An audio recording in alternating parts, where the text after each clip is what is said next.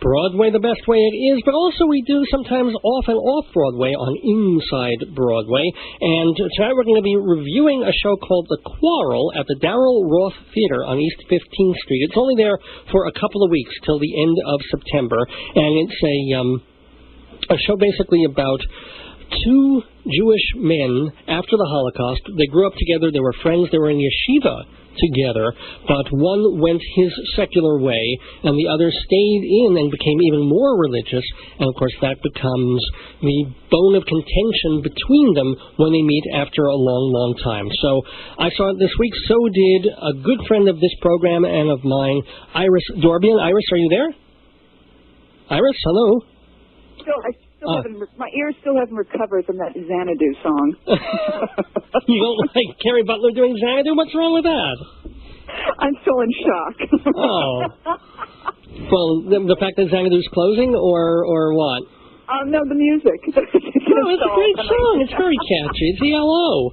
Anyway, what did you think of The Quarrel at the Darrell Roth Theater?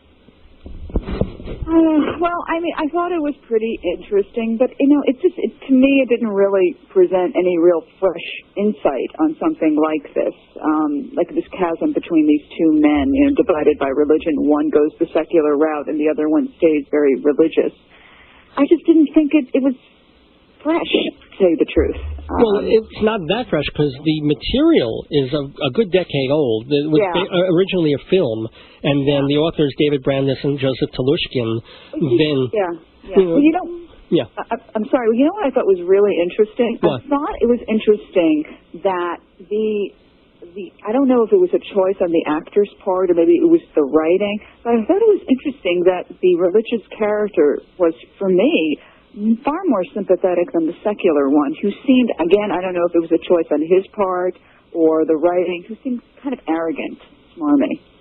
Well, this is a very bitter man, the secular one. He lost his family, he lost his wife and kid in the Holocaust, so he is angry against God, and he's probably angry also against all the people who didn't turn their backs on God when God turned their backs on him. So I understand that bitterness. Yeah. And also, we're probably more likely to identify with the more secular man. That's what I meant. It was very interesting that I found the religious guy more sympathetic, considering that, as you know, I'm not exactly religious. No. So I thought that was pretty interesting. I guess because. What? I guess my only real quarrel, no pun intended, is that I just didn't find it particularly fresh or original. Yeah, I mean, I like... And kind of dated, yeah. Yeah, I mean, well, for me, the argument is always fresh. I mean, we're never going to, until, if there ever is a Messiah and he comes, that'll answer all the questions. But until then, to me, it's always a fresh argument. Where was God during the Holocaust? Where's God now? And how do you believe and how do you put your belief into your life?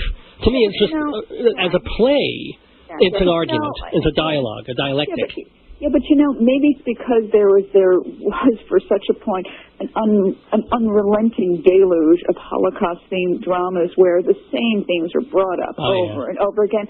I think it's just tired.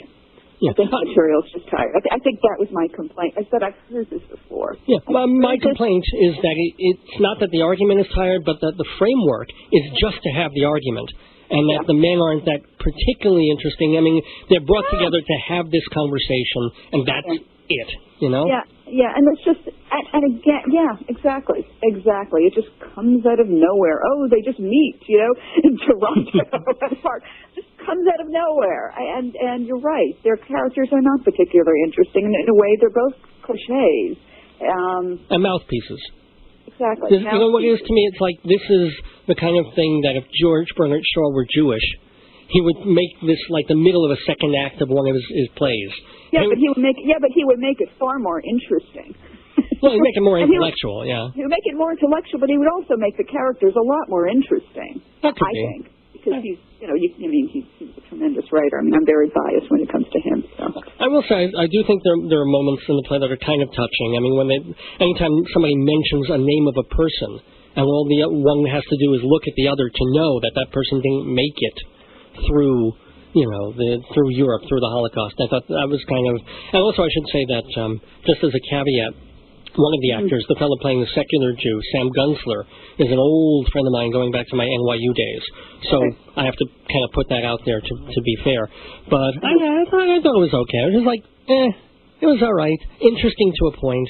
I mean, I guess like if it's raining out and you want to like take shelter from the storm, this is an okay way to pass an hour. You know, actually, what's even better, especially if it's raining out and you need shelter and something to do, is to read a book.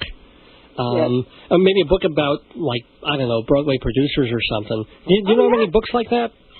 Yes. As a matter of fact, I know this one book that's very close and dear to my heart. It's called Great Producers, Visionaries of the American Theater, and it was just released by Allworth Press about a month ago, and the author is myself. Oh, no kidding! Yeah, all right. I don't play surprise very well. So who are some of the producers that you interview in the book? Well, let me say, I interviewed Darryl Roth, very well-known detective, Darryl Roth Theater. We just mentioned that. That's right. Let me see. Jack Vertel, who's the creative director of Jude Jameson. Roger Berlin, a longtime producer. Andre Bishop, who's the artistic director of the Lincoln Center Theater. Margot Lyon, she's the producer of Hairspray. Wow. Fran Weisler,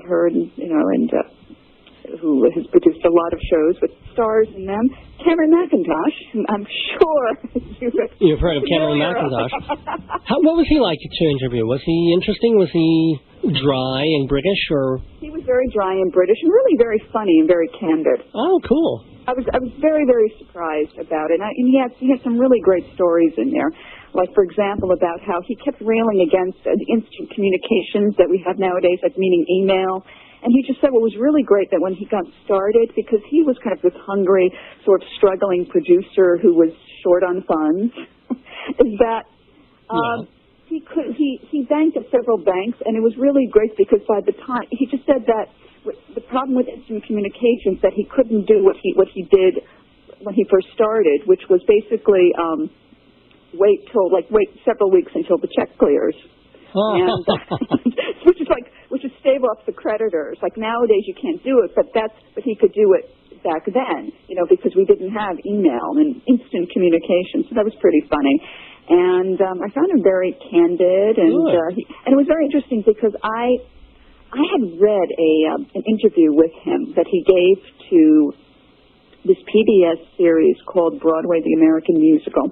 This was before I interviewed him because I know the producer and the writer of that series, Michael Cantor, and he gave me a copy of the transcript of his interview. And one of the questions that Michael asked him, which was not included in the series, was how would he like to be remembered? And Cameron McIntosh said that he really didn't want to be remembered because, who remembers who produced Shakespeare's plays? A producer really shouldn't be remembered. Well, it was interesting because I asked him the same question because I was curious whether he would give me the same answer. Yeah. And he didn't. He was actually a lot more heartfelt and kind of sentimental, and he basically said he would like to be remembered for being the person who changed the face of musical theater in the late 20th century. And you could have said, hey, look, people do remember that, say, David Merrick was the producer of Fanny and Jumbo and Hello Dolly. I mean, people kind of remember that 50 years on. Yeah, well, David Merrick is actually as a producer that I profile. I did profile 4 Dead Ones. Oh, that's good. The interviews must have been pretty boring on that, though. Well, actually, there were 10 because obviously, as the title goes, I really wanted to focus on great, hugely successful producers. Sure. And the editor and I, when I was working on this, we both agreed that I should, talk about some of the legendary producers, which include Ziegfeld, David Merrick, David Belasco, right? And also Joe Papp. Oh, yeah. And, very, very well-known producer. So for them, for the other producers, the ones who are very much alive, I did interview them all, and I also interviewed people who worked with them. But for the dead ones, I did do a lot of research, but I also interviewed people who have worked with them, including, believe it, a 104-year-old Ziegfeld Folly. Wow. I don't know if she's still alive. A Folly girl, wow. Yes, I don't know if but she was alive 2 years ago when I started working on the book. Doris Eaton Travis, and who worked with Ziegfeld Folly when she was a young teenager. Wow. And it was very interesting to get her insights, and she's still really spry, bless her. So. And so people can read your profiles of all these producers, living and dead, in your book. Tell again the title and where people can get it. Okay, Great Producers, Visionaries of the American Theater. The publisher is Allworth Press. You can get it on Amazon.com, and you can also get it in Barnes & Nobles. It's in all the Barnes & Noble stores. If you're in Manhattan, it's in the Drama Bookshop. If you're in L.A., somewhere in L.A. If you're in Iceland, Samuel French. I mean, it's basically at all, like most of the better bookstores. Well, the best bookstores, because it's a book written by you, Iris Dorbian. Thank you so much, by the way, for being part of Days Gone By once again, yes. and for being on Inside Broadway. Congratulations on the book from Allworth Press, and be seeing you on the aisle and certainly back here on the mic on Days Gone By. Thank you very much for having me on your show.